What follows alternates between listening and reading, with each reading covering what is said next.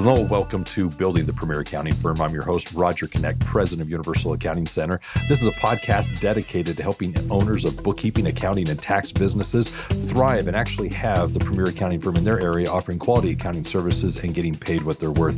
It's here that we talk to the experts about various things that you need to know as you're running your business, ranging from things that perhaps relate to marketing, selling, pricing, client onboarding, and here today, productivity, and you'll see why in a moment. My guest today is someone I've been looking forward to speaking with. It's Mark Struczewski, and he's better known as actually Mr. Productivity. Mark hails from Houston, Texas, and is a productivity coach with a unique mission, helping 200 executives conquer and not be overwhelmed by 2032.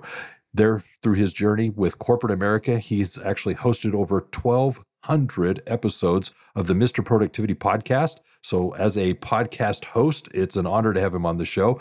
He actually has developed a keen insight for the challenges that are staying productive in today's fast-paced world. He doesn't just offer tips, he offers a roadmap to making productivity personal, practical, and drawing from real-life experiences and everyday analogies. He's basically running a business efficiently. So Mark is an expert and invaluable for everyone that is looking to navigate the complexities of the modern workplace or simply seeking to prioritize what matters most. So Mark, welcome to the show.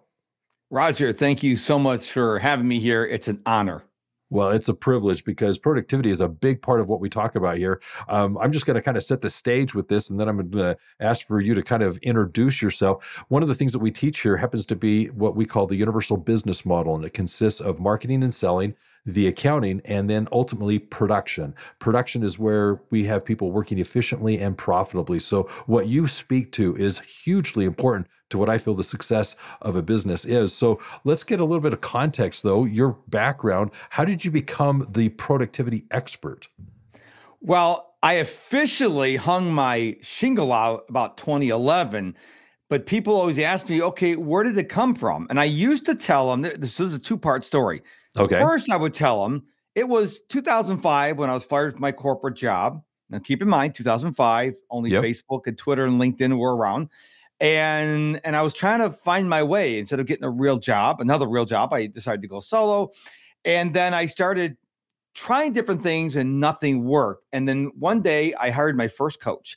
And my first coach we were on a call, and I identify as Tigger from Winnie the Pooh, but I was an Eeyore on this particular call. And the coach said to me, well, what's going on? I said, well, I really love teaching people, and I love training people, and I love, just want to help people, but I haven't found what I want to do yet. And he goes, well, why don't you talk about productivity? And I'm like, where did that come from? Why would you say that? He goes, I know a lot of people, and you are naturally gifted at being productive, and you should share that with the world. Well, that's where my story used to begin. Okay. But then I went back to where it really started in my childhood. I'm an only child. Okay. And I was born in 1965, and I was raised, you had to do chores at a certain time, a certain way, whether that's setting the table, doing the dishes before there was dishwasher, cutting the lawn when I was old enough. And so I have to give credit to my late parents. Both of them have been deceased now, because they set me up. We didn't know it back then. In the 60s and 70s, I would become Mr. Productivity some point. But that's where it all started, because my parents didn't tolerate laziness. I couldn't ever say the word, I'll do it later. No, because that was not allowed in my household. And so my parents raised me to be Mr. Productivity unbeknownst to them. So I'm really loving this, because as a narrative, a lot of times it goes back to our childhood, our youth, our parenting, and the parents that we had. And you're clearly saying that had an influence. I'm curious. So when you reflect and remind yourself of these chores and such that you had, did you realize it then that you were being productive, or was it just being imposed on you? Oh, no, I had no clue I was being productive. I thought every child was raised this way. And now when I see people who are not productive, whether they're adults or they're children, I'm like, what's going on with the parents? Because my parents did not tolerate any kind of back talk, sass talk, laziness, I'll do it later, excuse making, none of that. So I just thought that's how everyone was raised. But then again, Roger, I thought everyone on Christmas Eve went to their mother's house, and on Christmas Day, you went to your father's mother's house. So this is the kind of world I lived in. All right. No, I'm getting it. So let's talk about the word productivity. Okay. So you're Mr. Productivity, but when your coach was talking to you and said, this is what you ought to do, what does the word itself mean? What did he see in you that you weren't recognizing that is so important, particularly from just the defining of the word productive? That's one question I didn't ask him specifically. I just Okay. asked them, where did that come from? And why did you say that? And he said, well, you're naturally gifted at being productive. You should share that with the world. I never asked them, well, what do you see in me? And now that's a great question, by the way. No one's ever asked that question. And I'm still friends with the guy on LinkedIn. I should reach out to him and say, hey, I'm curious. Do you remember that conversation we had way back in, oh my goodness, 2007, 2008, whatever year it was? And do you remember what you saw in me other than I was naturally gifted to being productive? Because what he said put me on this trajectory. Yeah. Well, I'm going to share with you what I'm hearing. And this is just totally my own definition, definitely not Webster's.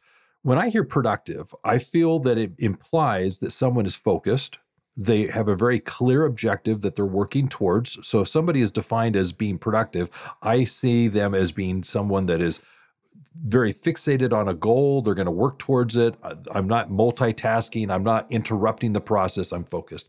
The second thing I'd say about someone that's productive is I believe that they have purpose. They are very clear in their mind why they're doing what they're doing. It's not just I'm busy. I'm productive because I have a certain thing that I need to accomplish, and it's a task for a reason. And so I've got purpose. I know why I'm doing it. I'm focused. I'm not trying to multitask and do all these other things. And then the big thing that I think is very important is the reliable. If I'm looking at someone that's productive, I'm presuming that if I'm asking them to do it and they're going to say they'll do it, I don't have to question whether or not it's going to get done. They're productive. They do what they say they're going to do. And so these characteristics, when I'm working with somebody that is productive, is very assuring because I know they're going to get it done. Or if it's said about me, I'd like to think people believe I am somebody that's focused and driven and somebody that's dependable. How would you relate to that? That's interesting because we only had these coaching sessions. Okay. So how did he pick that up? Because that's the person I am. You describe who I am. But in our 45-minute coaching sessions, how did he pick that up? We didn't know each other outside the coaching calls. So, I mean, obviously you picked it up from our brief time together today. So maybe he saw something based on, I don't know, me always showing up early. I believe if you're on time, you're late. So maybe all these little things he saw that I was productive. I don't know. And I really am going to go back and ask him that question. Well, I'm going to say it is something that's seen. As a business coach, when I've worked with my clients, there are people who do come late, like you're indicating. That's an indication of something that they're maybe preoccupied or whatever. The other thing I've noticed is they come prepared. So if they left last meeting saying they're going to do something, and I ask you today, did you do it? 9 times out of 10, the person that's productive will say it's done. It's not, oh, I forgot about it, or I come up with all these excuses as to why I didn't get around to it. They just say it's done. And so a productive individual has these telltale signs that as a business coach, when I'm working with you, I'm able to see these things in the individual simply because they are very driven, very focused, very dependable, as I was stating earlier. And so as that person worked with you, they clearly would have seen when Mark's in the room, Mark's attentive, he's present, Mark's very, very keen to his surroundings and what's happening. And so you're very productive. You're making the most of the situation. How's this sounding? It sounds spot on because I'm an action taker. So if I have a coaching call with somebody, in other words, another coach is coaching me and they give me homework, it's done within 24 hours. If it's earlier in the appointment during the day, it'll probably be done that day. I was a kid who, when I was in high school, I would always do the long, you get those assignments that, you have 90 days or 2 months to do. I would always do them like the first week because then I wouldn't have to stress out about it. I mean, all my classmates would wait until the night before and they'd be sweating buckets. I didn't have to worry about that because I would get it done early, mainly because I wanted to go out and play sports with my buddies. And I didn't get A. These other people might have gotten A's. I maybe gotten a B or C, but I got it done. I always believe in getting things done well before when they're promised. So if a client asks me for something and I say, give me, 4 days, I get it to them within 24 hours because I want to, first of all, over deliver, but I want them to say, man, he's really practicing what he preaches. This is bringing to my memory something that you might have some feedback on. Um, I don't know how you're going to see how this relates, but I think you will. There's something that I think is very important that I learned years ago, and it started with emails. It was you wanted to touch something once, and it was actually regarding emails and papers. Touch it once. So you're not taking it, picking it up, putting it down to then move it a second time, to move it a third time. It's just take care of it, get it done. And so in looking at an email, it's okay, just respond to it before you go to the next one. And it's not a proven technique in the sense that I do it all the time, but it has helped me be more efficient simply because I don't touch things multiple times. I try to do whatever's needing to be done now. Now, there's this hierarchy thing of am I doing the right thing at the right time? But that's a whole nother discussion. And the way this relates to things that are very, very simple is I put my keys in the same place every time. I don't have to think about where they are. I put them there all the time. And so it's not just they're sporadically anywhere and then I'm hunting for them. It's so much more efficient to just have everything in its place and to do certain things in order, have a routine, because then when you break the routine, yeah, there's a lot of things that say about getting out of the monotony of it. But the point is I'm able to then think about things that really matter because the routine, I'm able to be on autopilot. What would you say to that? Oh, I agree 100%. I mean, you look at Steve Jobs, he always wore those black turtlenecks with jeans. Mark Zuckerberg, similar outfit. I mean, the less decisions you have to make, where are my keys? Where's my phone? Where are my glasses? The less decisions you have to make, the more bandwidth you have to make critical decisions. So I think people, for example, using keys as an example, they come home one day, they put it on the table next to the door. Next time they put it on the bar. The next time they put it on the table. And then they're in a hurry to leave because they got to go to school because they're late for picking up their kid in school. They're like, where are my keys? Well, if you would have put it in the same place every time, then you would have been able to be less stressed and gone out the door to get your child. So I believe we should get back to the simple things. Mm-hmm. And you brought a very good point up. Take these decisions you're making every day. Where am I going to store this? Pick a place, stick to it. And that way it's going to lower your stress. And so instead of you running around your house like a chicken with its head cut off for 30 minutes to find your keys, oh, they're right there. Boom, out the door you go. Yep. I love this. No, this is something that's tried and proven in my life. And your point about dress code, and you may know this story better than I do. I believe Einstein was actually one to have in his closet, I think, a number of outfits that were the same, if not similar. And it basically was him saying, why am I taking time, mental energy, capacity to process what I'm going to be wearing today? I'm just going to grab the same darn outfit and wear it. And it wasn't that it was dirtied or soiled. It was the fact that it was just this similar outfit that he was able to just repurpose. I think that's the simplicity in life that can be advantageous. And then the second thing I wanted to bring up is a book called Atomic Habits. Have you read that? Yes. Are you familiar with that? Oh, yes. I've read Atomic Habits. And there's another book I like better than Atomic Habits. Oh, please. BJ Fogg's got a book called Tiny Habits. And the reason why I like this book so much, this may be TMI, but I hated flossing my teeth. And I floss my teeth every day now because of Tiny Habits. He says, hey, just floss one tooth. I'm like, well, I could do that. Well, now I do the whole mouth every night. So I like Tiny Habits, Atomic Habits. They're both good. I think your listeners and your viewers should read them both. Yeah. I haven't read Tiny Habits, but Atomic Habits, the thing I liked about that is he really addresses routines. And he says, if you want to actually do something, take a routine that you already have, a process that's already working and is effective, and take the thing that you would like to accomplish, find where it naturally gets inserted, put it in there, and make it part of a routine that's already established. And what's going to happen is it's going to become now more habitual, much quicker, because it's embedded in something that you're already doing, these steps. And so it's like, okay, this makes a lot of sense. So having done so, I've actually added to some of my routines these things that I feel have been atomic in the sense of the outcomes that they've now manifested. So it's just, why think about it every time? Every day I shouldn't have to wake up having to think about all these things. Make a decision, just make it part of the routine, and away you go. So let's talk about now productivity as it relates to, you've got recommendations on how to actually be productive. Let's talk about what those might be, especially if it were maybe attitudes as it relates to productivity. Well, when people ask me what my number one tip is, it changes because I'm constantly learning new things. But I always start with health and wellness. And people may go, wait a minute, I'm tuning into Mr. Productivity. He's going to talk about health and wellness. Healthy people are productive people. If you're not getting the proper amount of sleep, if you're not exercising, if you feel like you're pulling like bricks along all day long, how productive can you be? You can't, because you're not taking care of yourself. So I tell people, you've got to practice health and wellness. Now, if you're watching this, you can tell that I'm moving around a lot. I have a standing desk. And the reason why I have a standing desk is I read a book called Built to Move. I highly recommend it.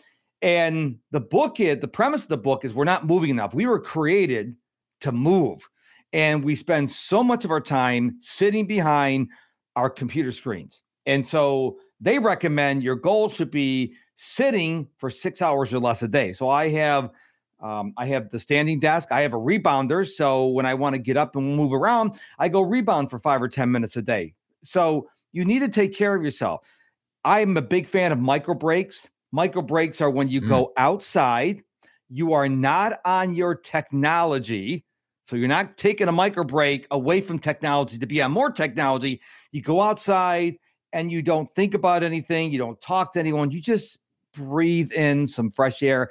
If you want to take it to another level, there's two things you can do. You can take a brief walk, or what I like to do, I'm in Houston, Texas, and frequently, especially during the summer, it gets blue skies and lots of sun. I will go outside without my shirt on, put my bare feet on the ground, so I'm grounding, also known as earthing, and it helps reduce the inflammation. I'm getting the natural sun rays and vitamin D from the sun, and I'm reading a print book. So for me, that's a win-win-win.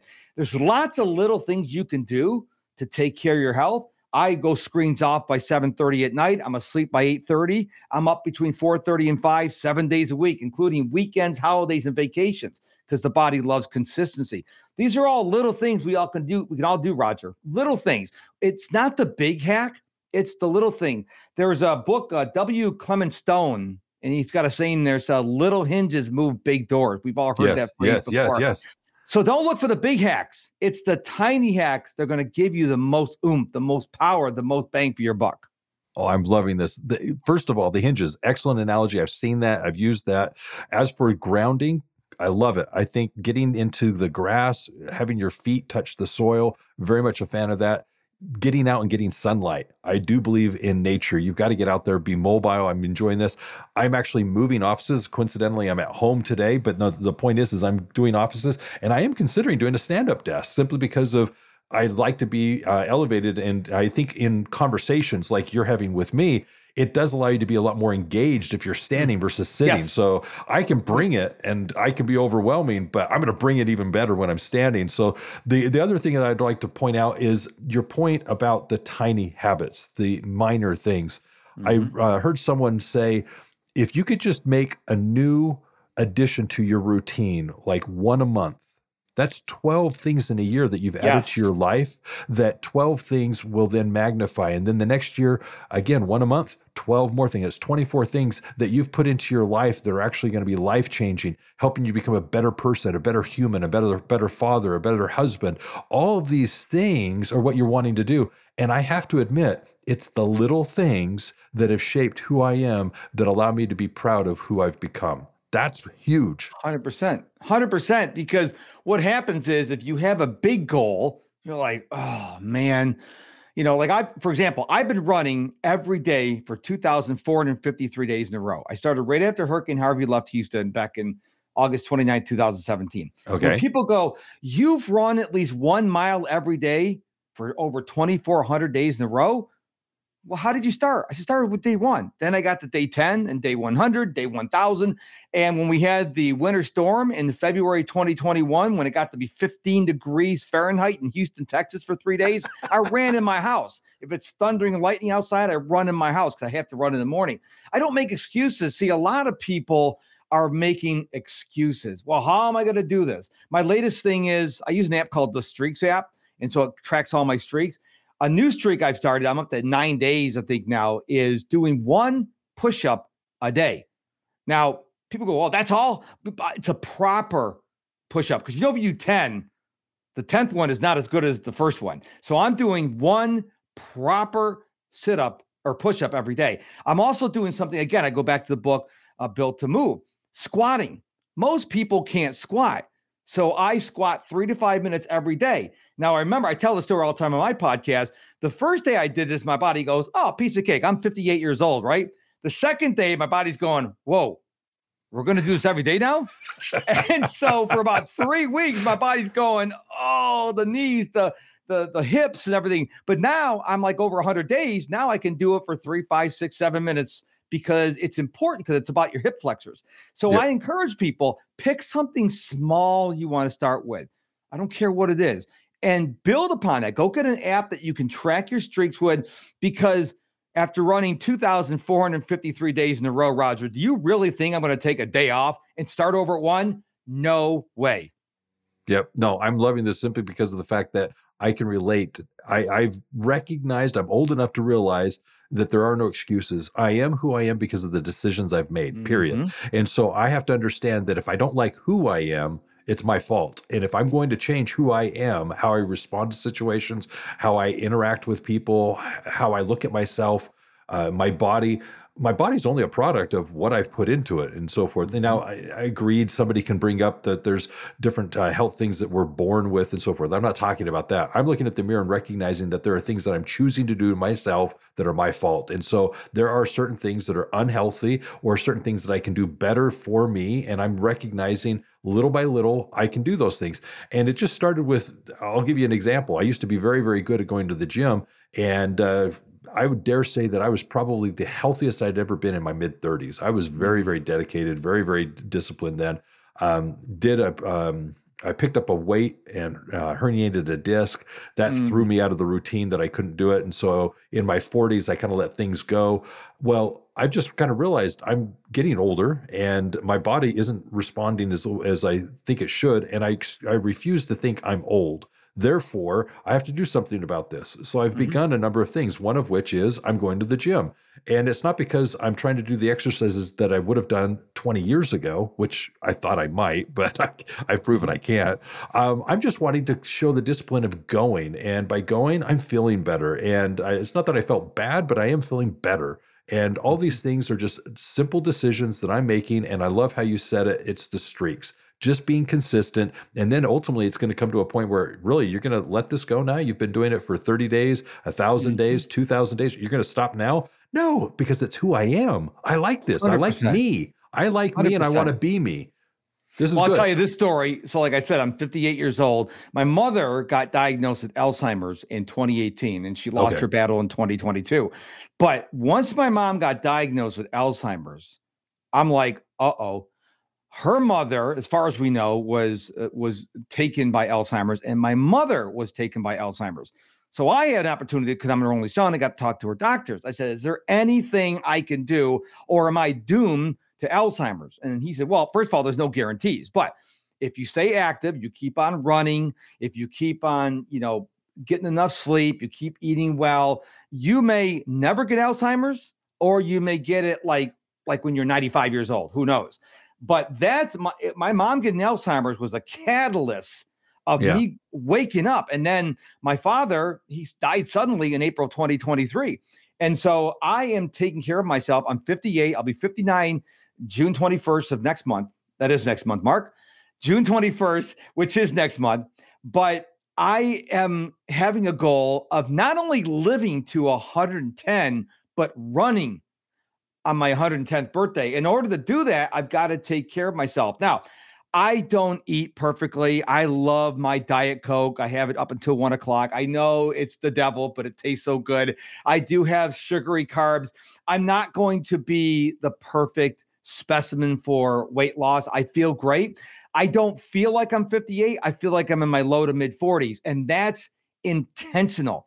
It didn't happen because I've got good genes. It's because I am taking my health seriously. So I don't know the age of the viewers and listeners of your show, but just figure out what you can do that's tiny, that's going to take you to another level, so you'll be able to have energy to run around with your grandkids or great-grandchildren. If you start today, you can't start 20 years ago, but you can start today.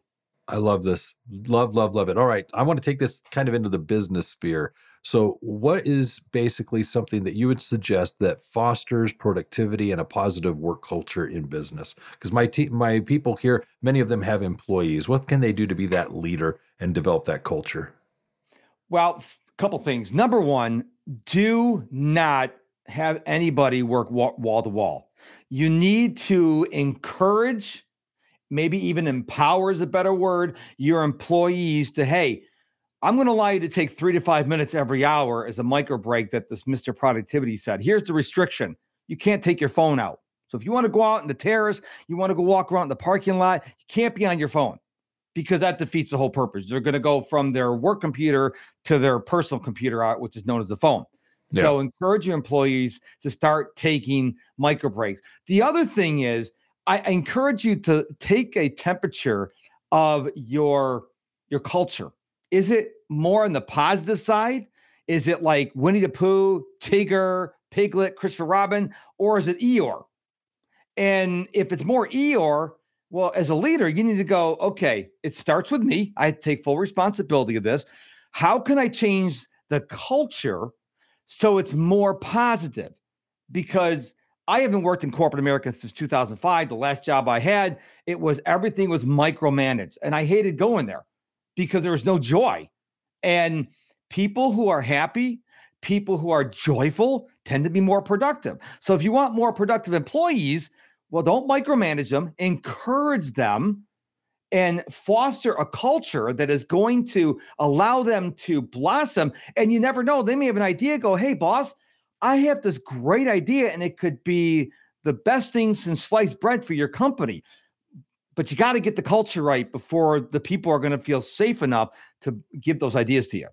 I'm loving this. Yeah, one of the things that's very important with my coaching and the work I do is we emphasize a program called the STAR program, and it's intended to build a culture of accountability. It's important that everybody understands what role they play in the organization, and at the same time, what is expected of them. What are some key metrics that they're responsible for? But part of all this is celebrating vacations. It's letting people have outside lives. It's letting people have their own persona and recognizing that not everyone is the work. And so that's something that's very important. We try to at least acknowledge and recognize that people have things outside of the office that they need to be involved in. So with that and what you shared, I think that's important. But one of the things I want to tap into, which I'm seeing in you, I feel it's part of me, is this positivity, the motivation, the high energy that we have. And I'm going to ask you a question about it, but I'm going to preface it with this. I was at our conference just last week. We have a conference called GrowCon where we get together once a year with accounting professionals. And at the event, it's 7 o'clock in the morning, or 7:30 in the morning. It's day 2. It's after a long day. I've only had a few hours of sleep, long things leading up to it. I'm walking in the room as people are arriving, and I'm very positive. I'm very energized. I'm very upbeat. And the person that I'm passing goes, wow, you're positive, you're high energy.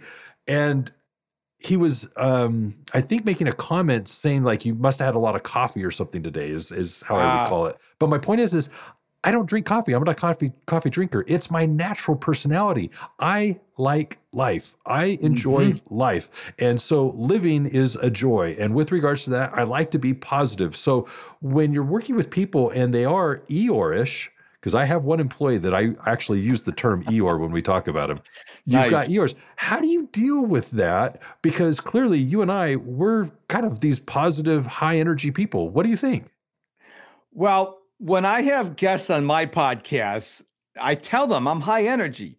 They go, I can handle it. And when we stop recording, they're like, I felt like I just ran a marathon. I'm like, this is who I am. I wake up this way. Yeah. I wake up every day with great anticipation. I remember a feeling I used to have, and maybe you feel this way as well, Roger. Christmas morning, what did Santa bring you? I wake up that way every day. Unfortunately, there's not presents for me next to my bed. That would rock. That would be so cool. I got to tell my wife, I want a present every day. Every single day. But when I see people who are more Eeyore-ish, what I want to do, and I've not done this yet, I've got to do this. The only sport I watch is European football. We call it soccer here in the States. And for fouls, they give yellow cards and red cards. Okay? Yes. 2 yellow cards, you're out. 2 red cards, you're out of the game. And I was thinking about it's like $8 at Amazon and carrying these around me. So when I run in the ER, flash a yellow card, it's gonna be a talking point. They're like, what is that? That's a foul. You get one more, you're out of the game. And because then I can say, well, I'm Mr. Productivity, your attitude, your positivity, or your negativity determines how productive you are. So I've got to go out and get those because it's going to allow me to have a visual to show people, hey, nobody wants to be around an Eeyore because Eeyore thinks nothing's going to work out. No one's going to listen to the show. No one's going to sign up for your products or your email list. That's just not true. And so when I encounter people like that, I try to make light of the situation. And if it doesn't work, I don't spend a lot of time unless they're paying me, of course. But if they're just people on the street or even friends or relatives, I'm like, I'm out. Because they can become energy vampires really quickly. And so try to spread the joy. But if they're resistant, go find someone else to talk to. Oh, I'm loving this. Okay, Kate. So I really appreciate it simply because of the fact that I think life is something to celebrate and it is something we should be enjoying and bringing the energy. And I don't mind being the Energizer Bunny in the room. It's not my nature typically, but I don't mind amping it up. So let's kind of have fun with it. As it relates to business, again, what are your thoughts about the future workplace and its productivity?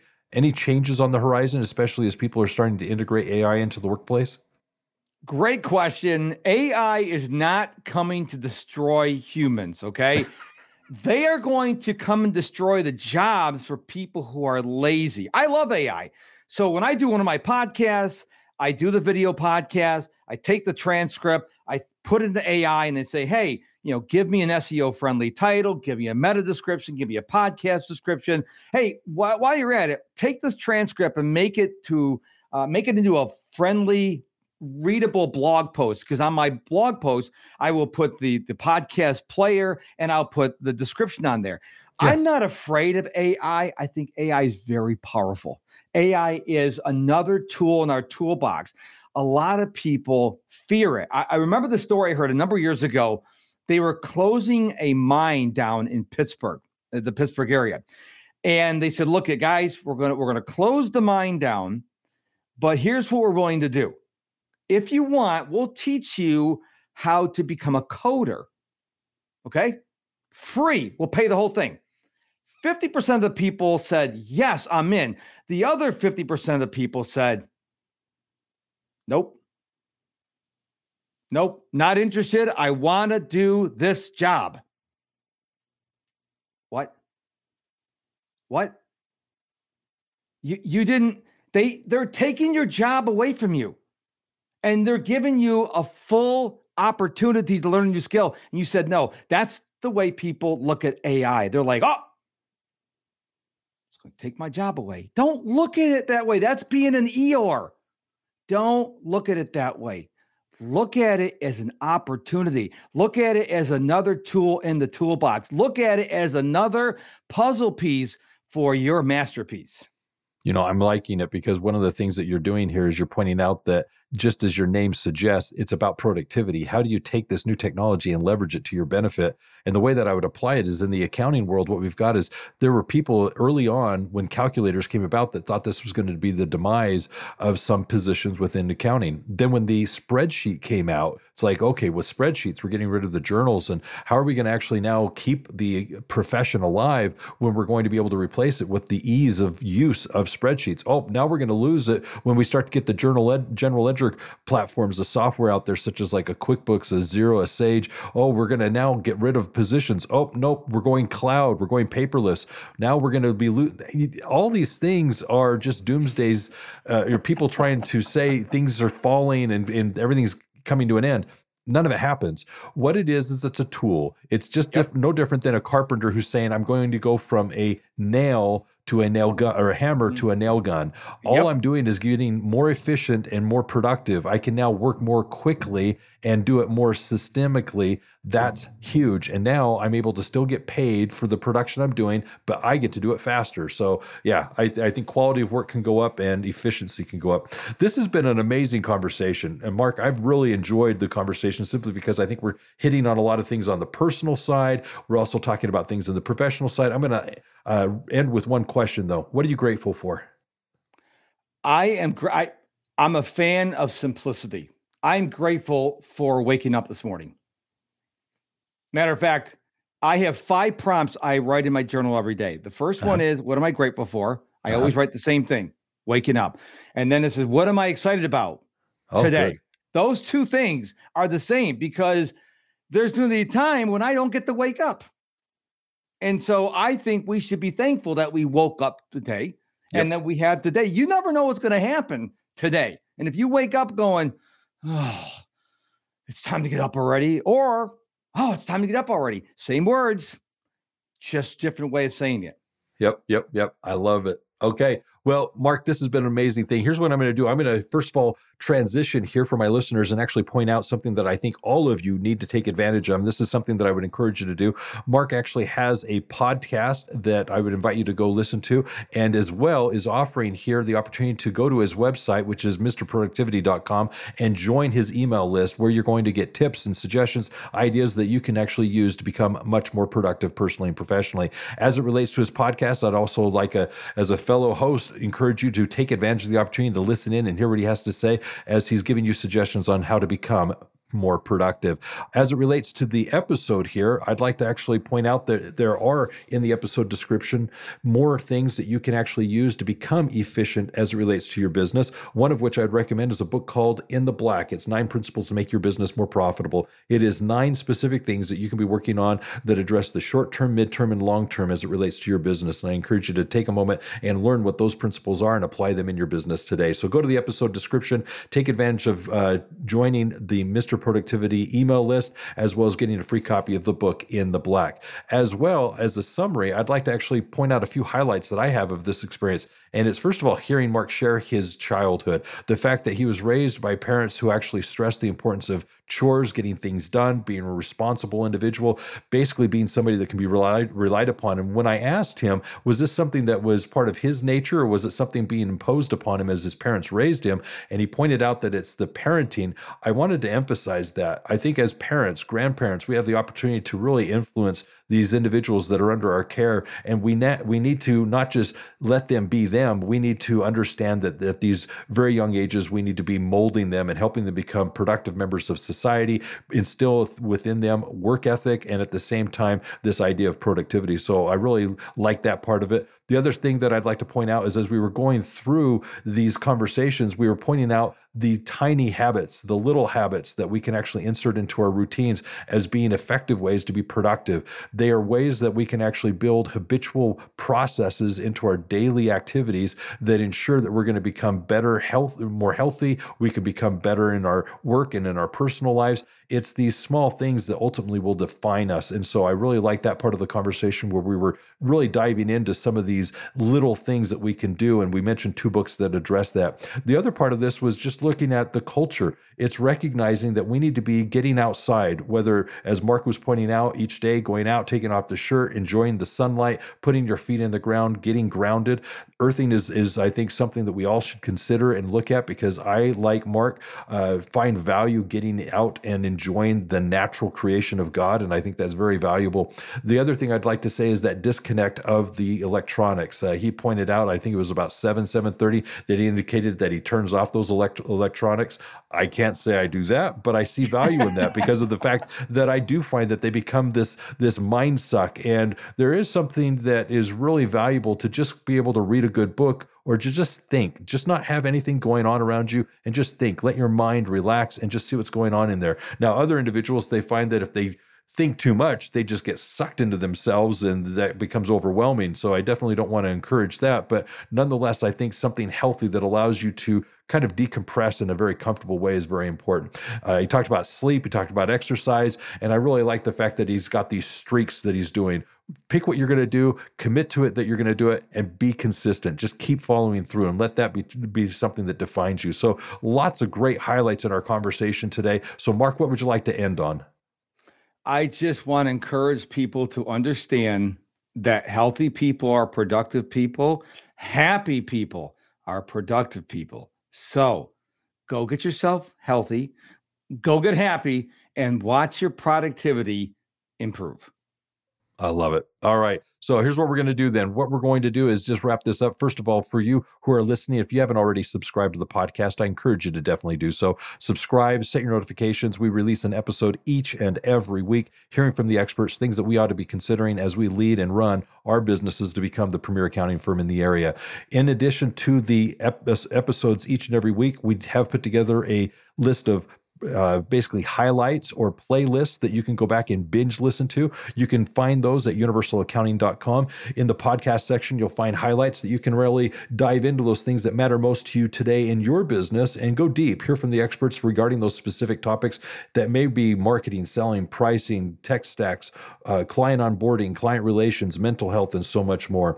So definitely go binge listen those. Also, I want to invite you to GrowCon. GrowCon is an annual conference that we have for owners of bookkeeping, accounting, and tax businesses. It's a conference you do not want to miss. Get your tickets now. Why? Because there you're going to hear from the experts, you're going to interact with your peers, and also hear and meet the staff of Universal Accounting, those individuals that are committed to helping you be in business for yourself, but not by yourself. And then lastly, with regards to today, if you have any discussion items that you'd like to bring up with us here at Universal Accounting regarding this episode or other conversations we've had, feel free to reach out to us. We'd love to hear from you. You can give us a phone call at 801-265-3777, or you can visit us online at universalaccountingschool.com.